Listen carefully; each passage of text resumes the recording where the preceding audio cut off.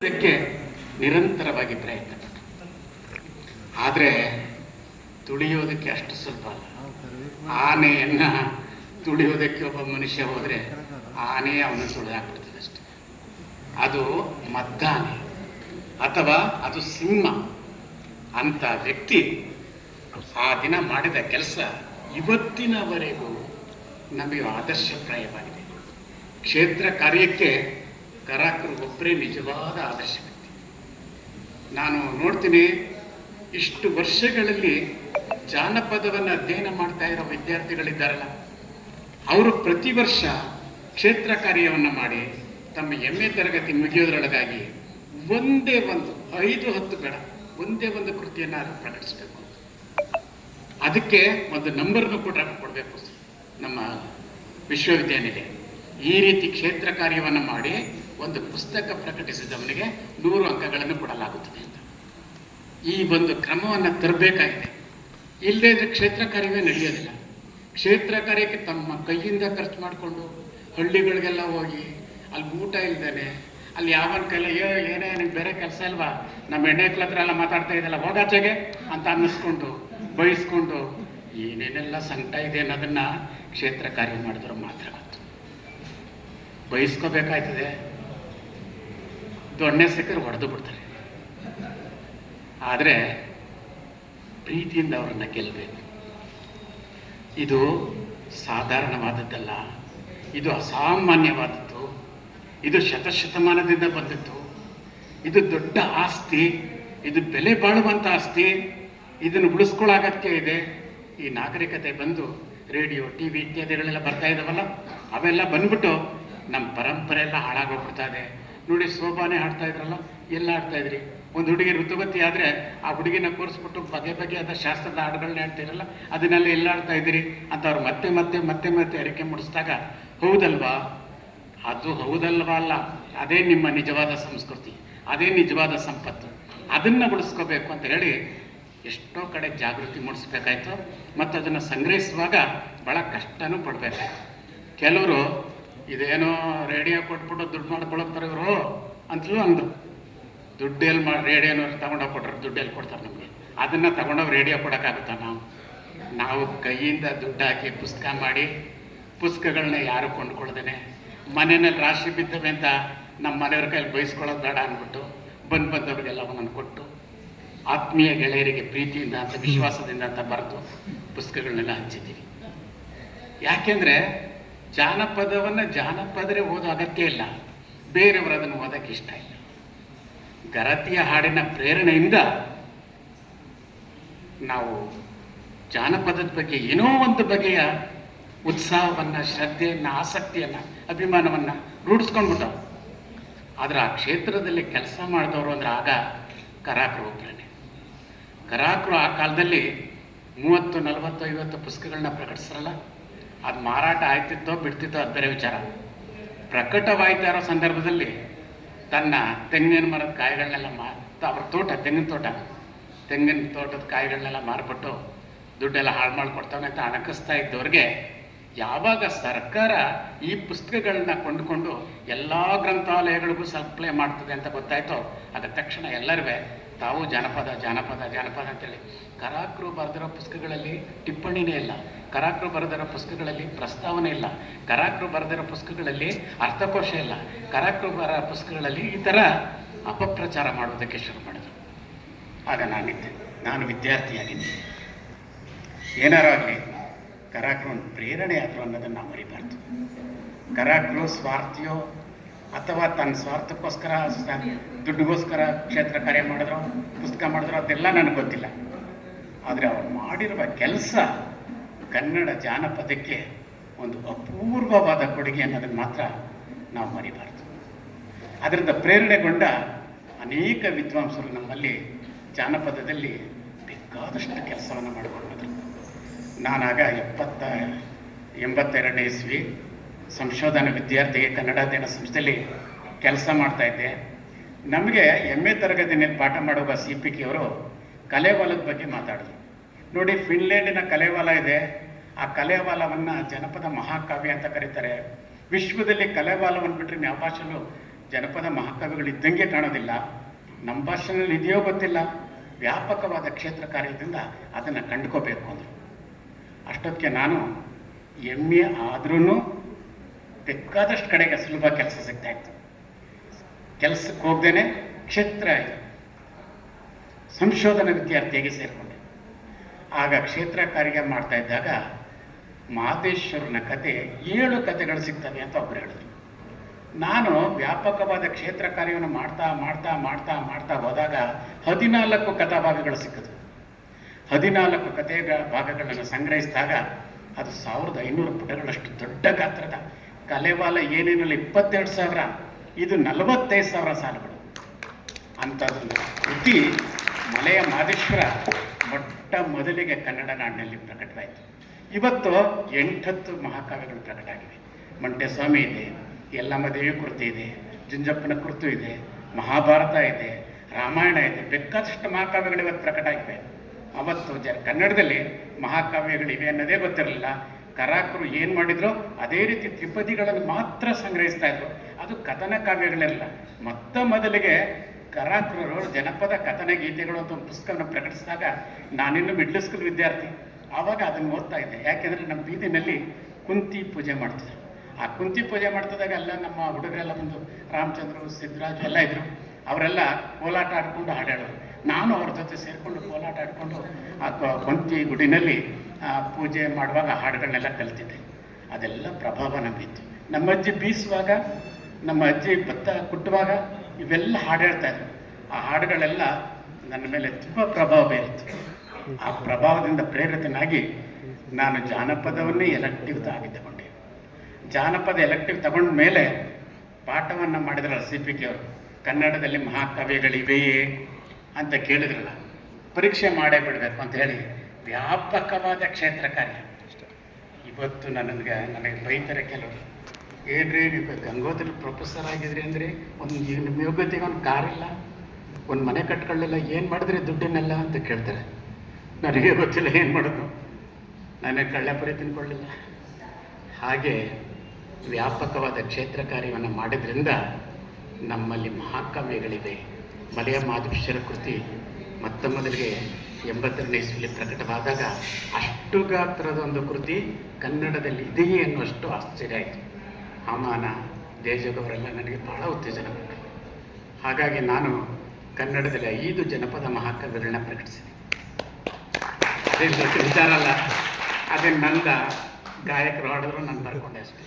ಕೈ ಚಪ್ಪಾಳೆ ಹೊಡೆಯೋದು ಅಂದರೆ ಕೇಳಿದ್ರಲ್ಲ ಸದ್ಯ ಐತೆ ಅಂತ ಗೊತ್ತಾಯ್ತಲ್ಲ, ಅದನ್ನು ಬರ್ಕೊಂಡ್ರು ಅಂದರೆ ಸುಮ್ಮನೆ ಬರ್ಕೊಳಕ್ಕಾಗಲ್ಲ. ಅವ್ರಿಗೆ ನಾವು ಅವರ ಎಲ್ಲ ತೊಂದರೆಗಳನ್ನೂ ನಾವು ನಿವಾರಿಸ್ಬೇಕು. ಇವತ್ತು ನಾನು ಕೂಲಿಗೆ ಹೋಗಿದ್ರೆ ಇಷ್ಟು ದುಡ್ಡು ಬರ್ತಿತ್ತು ಅಂತ, ಇವತ್ತು ನಾನು ಭಿಕ್ಷಕ್ಕೆ ಹೋಗಿದ್ರೆ ಇಷ್ಟು ದುಡ್ಡು ಬರ್ತಿತ್ತು ಅಂತ, ಅದಕ್ಕಿಂತ 10 ಪಟ್ಟು ಕೊಡ್ತೀನಿ ನಾನು. ಹಾಗೆ ಮಾಡಿ ಮನೆಗೆ ಕರ್ಕೋತಾಯ್ತು. ಕೆಲಸ ಅವ್ರವ್ರಿಗೆ ಹೋಗಿ ಆ ಜಗಲಿ ಮೇಲೆ ಮಲಿಕೊಂಡು, ಆ ಜಗಲಿ ಮೇಲೆ ಸಿಮೆಣ್ಣೆ ದೀಪ ಹಚ್ಕೊಂಡು ಬರ್ಕೊಂಡು ಹಾಗೆಲ್ಲ ಏನೋ ಕ್ಷೇತ್ರ ಕಾರ್ಯವನ್ನು ಮಾಡಿದೆ.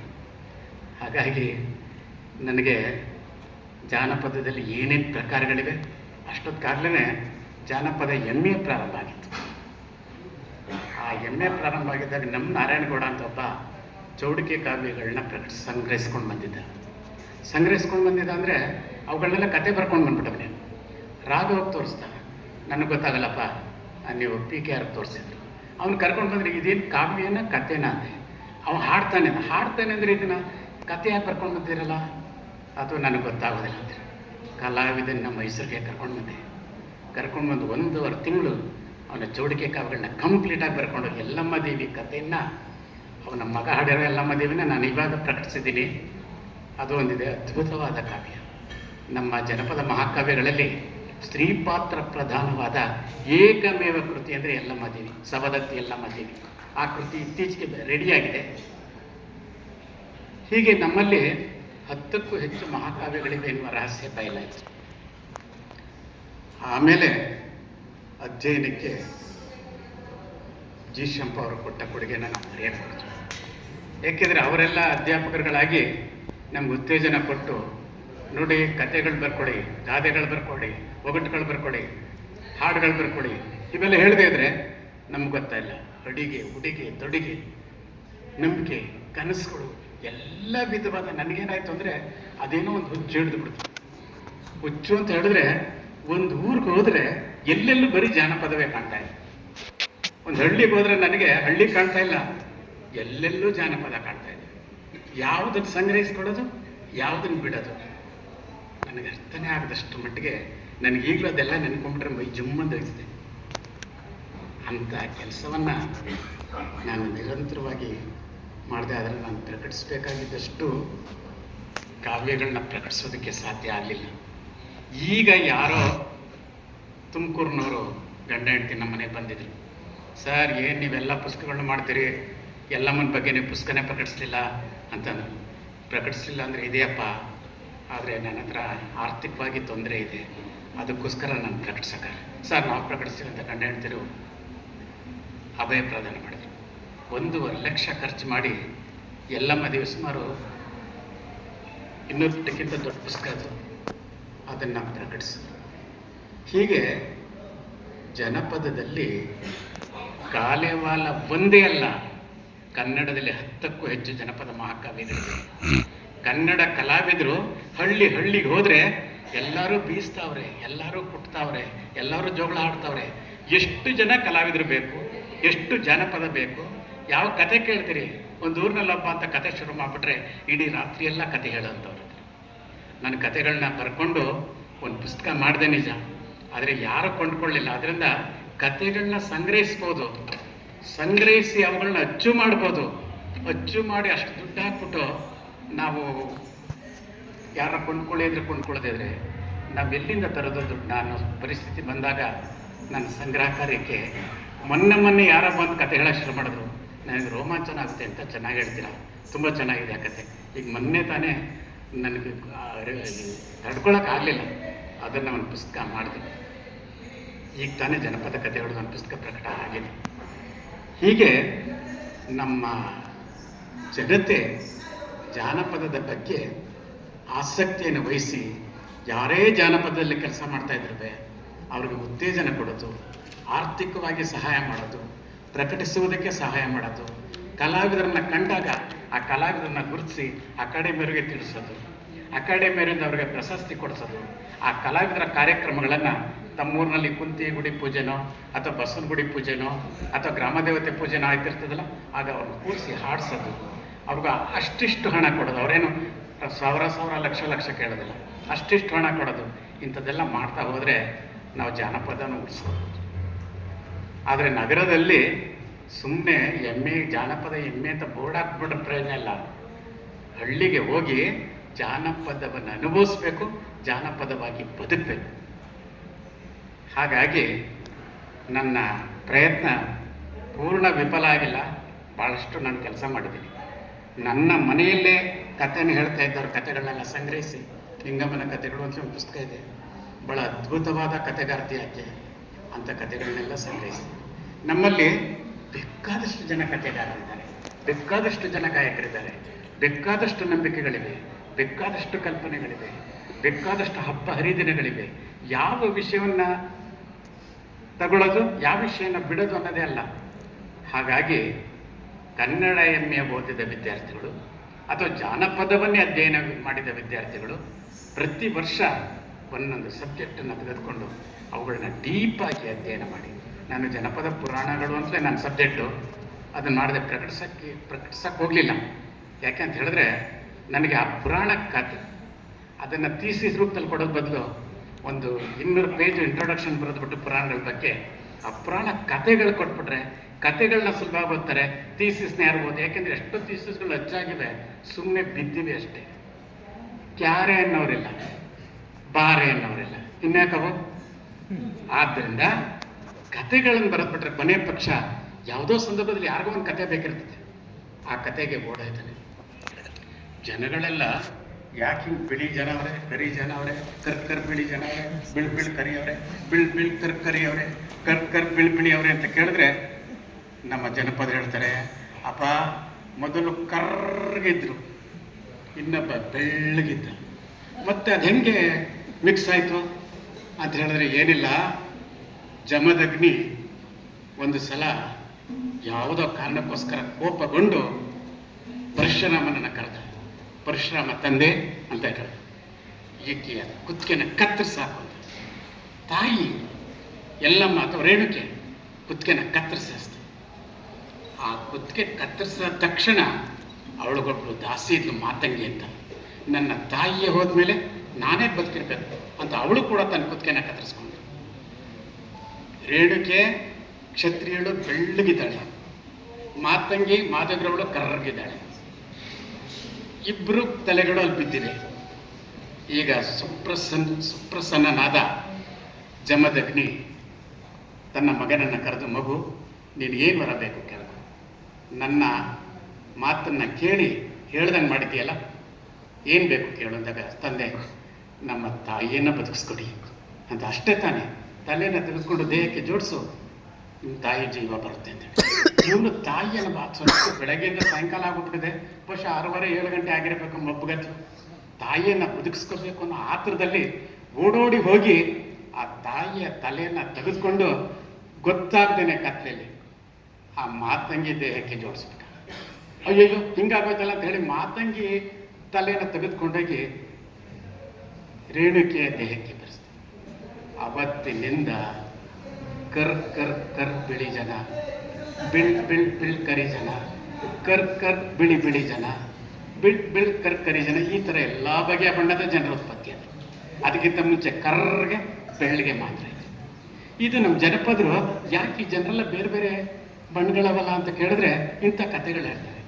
ಆ ಕತೆ ಸತ್ಯವೋ ನಿತ್ಯವೋ ಏನಾರಾಗಿರಲಿ, ಆ ಕಲ್ಪನೆಯ ಹಿನ್ನೆಲೆ ಇದೆಯಲ್ಲ, ಎಂಥ ಕಲ್ಪನಾ ಸಾಮರ್ಥ್ಯ ಅದು. ಅವರ ಕಲ್ಪನಾ ಸಾಮರ್ಥ್ಯಕ್ಕೆ ನಾವೆಷ್ಟು ಬೆಲೆ ಕೊಟ್ಟರೂ ಸಾಧನ. ನಾವೇನೇನೋ ಕಲ್ಪನೆಗಳು ಮಾಡ್ತೀವಿ. ಹೀಗೆ ನಾನು ಸುಮ್ಮನೆ ಒಂದು ಉದಾಹರಣೆ ಹೇಳಿದೆ, ಇಂಥವು ಜಾನಪದದಲ್ಲಿ ಬೇಕಾದಷ್ಟಿವೆ. ಇಂಥವೆಲ್ಲವನ್ನು ನಮ್ಮ ಪೀಳಿಗೆಗೋಸ್ಕರ ಉಳಿಸ್ಕೋಬೇಕಾಗಿದೆ. ಜನಪದ ಗೀತೆಗಳಂತೂ ಅದ್ಭುತವಾಗಿವೆ. ಕಥನೆ ಗೀತೆಗಳಿವೆ, ತ್ರಿಪದಿಗಳಿವೆ. ಎಷ್ಟು ಬರ್ಕೊಂಡ್ರೂ ಮುಗಿಯೋದಿಲ್ಲ, ಎಷ್ಟು ಕೇಳ್ತಾ ಇದ್ರೂ ಮುಗಿಯೋದಿಲ್ಲ. ಅವೆಲ್ಲನೂ ಒಬ್ಬ ಬರ್ಕೊಳಕ್ಕಾಗುತ್ತಾ? ಆಗಲ್ಲ. ಎಲ್ಲರೂ ಬರ್ಕೊಳ್ತಾರ? ಬರ್ಕೊಳ್ಳಲ್ಲ. ಎಲ್ಲರಿಗೂ ಬೇಕಾಗಿಲ್ಲ. ಏನು ಮಾಡೋದು? ಆದ್ರೂ ಸಮುದ್ರದಲ್ಲಿ ನಮ್ಮ ಕೈ ಬಡ್ಡಿ ನಮ್ಮ ಕೈನಲ್ಲಿ ಎಷ್ಟು ತಗೊಳ್ತೀವೋ ಅಷ್ಟೇ ನಂಬಿದ್ದಾರೆ. ಹೀಗೆ ಜಾನಪದ ಅಧ್ಯಯನ ಮಾಡ್ತಾ ಇರುವಂಥ ನಮ್ಮ ವಿದ್ಯಾರ್ಥಿಗಳು ಮತ್ತು ನಮ್ಮ ಜಾನಪದ ವಿದ್ವಾಂಸರುಗಳು ಪಾಠವನ್ನು ಮಾಡುವಾಗ ಜಾನಪದದ ಉಳಿವಿನ ಅಗತ್ಯದ ಬಗ್ಗೆ ಅವರಿಗೆ ಚೆನ್ನಾಗಿ ಮನನ ಮಾಡಬೇಕು. ಇದು ನಮ್ಮ ಮೂಲ ಸಂಸ್ಕೃತಿ. ಈ ಮೂಲ ಸಂಸ್ಕೃತಿಯನ್ನು ಕಳ್ಕೊಂಡ್ಬಿಟ್ರೆ ನಾವು ಪರಕೀಯ ಪ್ರಾಣಿಗಳಾಗ್ಬಿಡ್ತೀವಿ. ನೀವು ಹ್ಯಾಟುಪುಟ್ಟು ಹಾಕೊಂಡು ಬಂದರೆ ಜನಪದರಲ್ಲ, ನೀವು ಪರಕೀಯ ಪ್ರಾಣಿಗಳಾಗ್ಬಿಡ್ತೀವಿ. ನಮ್ಮ ತನವನ್ನು ಉಳಿಸ್ಕೋಬೇಕು. ಬನ್ನಿ ರಾಗಿ ರೊಟ್ಟಿ ತಿನ್ನೋಣ, ಬನ್ನಿ ರಾಗಿ ಮುದ್ದೆ ತಿನ್ನೋಣ, ಬನ್ನಿ ಅವರೆಕಾಳನ್ನ ಉಪಯೋಗ ಮಾಡೋಣ. ಇವಿದೆಯಲ್ಲ, ಇದು ನಮ್ಮ ಮೂಲ ಸಂಸ್ಕೃತಿ. ಈ ಮೂಲ ಸಂಸ್ಕೃತಿಯನ್ನು ಕಳ್ಕೊಂಡ್ಬಿಟ್ರೆ ನಮ್ಮ ಆರೋಗ್ಯವನ್ನೇ ಕಳ್ಕೊಂಡಂತೆ, ನಮ್ಮ ದೈಹಿಕ ಶಕ್ತಿಯನ್ನೇ ಕಳ್ಕೊಂಡಂತೆ. ಶತಶತಮಾನಗಳಿಂದ ನಮ್ಮ ಜನರು ಯಾವುದನ್ನು ಉಳಿಸ್ಕೊಂಡು ಬಂದಿದ್ರೋ, ಬೆಳೆಸ್ಕೊಂಡು ಬಂದಿದ್ರೋ, ಅದನ್ನು ನಾವು ಬೆಳೆಸ್ಕೊಳ್ಳುವ ಅಗತ್ಯ ಇದೆ ಅನ್ನೋದಕ್ಕೆ ಇಂಥ ಕಾರ್ಯಕ್ರಮಗಳು ಪ್ರೇರಣೆ ಆಯ್ತವೆ ಅಂತ ಹೇಳಿ ನಾನಾದ್ರೂ ನಂಬಿದ್ದೀನಿ. ಅದಕ್ಕೋಸ್ಕರ ಈ ಕಾರ್ಯಕ್ರಮದ ಅಧ್ಯಕ್ಷರಾದ